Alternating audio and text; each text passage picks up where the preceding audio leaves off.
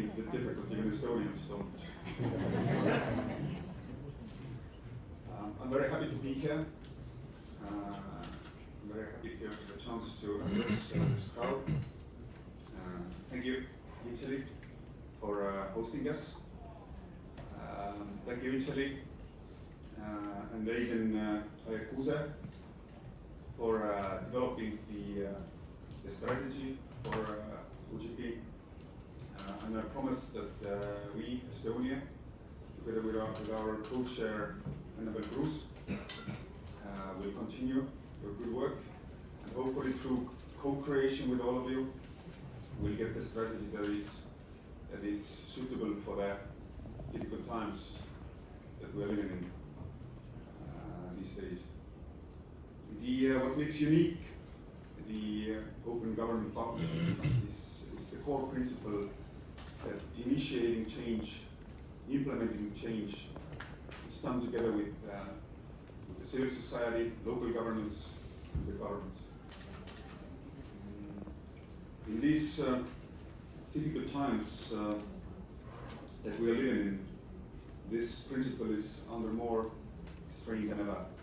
It's easier in times of crisis, it's necessary in times of crisis to make quick decisions based on very few data, not involving all the participants. We saw that in the beginning of COVID crisis when countries were shut down like that, not to be discussing nationally or internationally what are the consequences.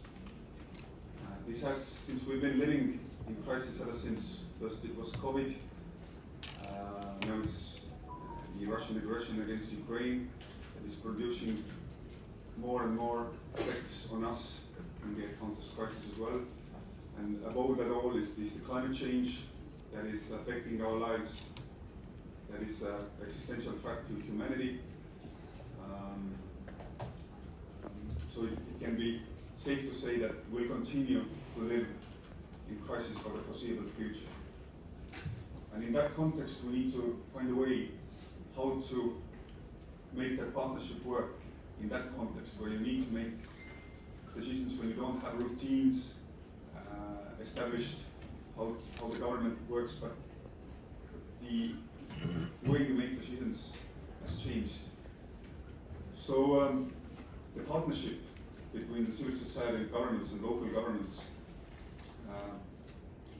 we need to make it work in this new environment, that they can support each other in a ways that we use each other's strengths. Civil societies are often much quicker to react for the crisis than the governments are. So the governments need to trust civil societies more in some areas. These relationships need to be in place in times of normal life. So when crises are coming, when the crisis attacks us, then we are ready to work on based on that, these crises, these relationships with the civil society and local governments. And I think the best example is Ukraine these days. Is when your country is facing an existential threat, the best way to stand against that threat, it's not only the president, it's the government, but it's the entire society. I think a lot of success stories behind Ukrainian resistance is their strong civil society.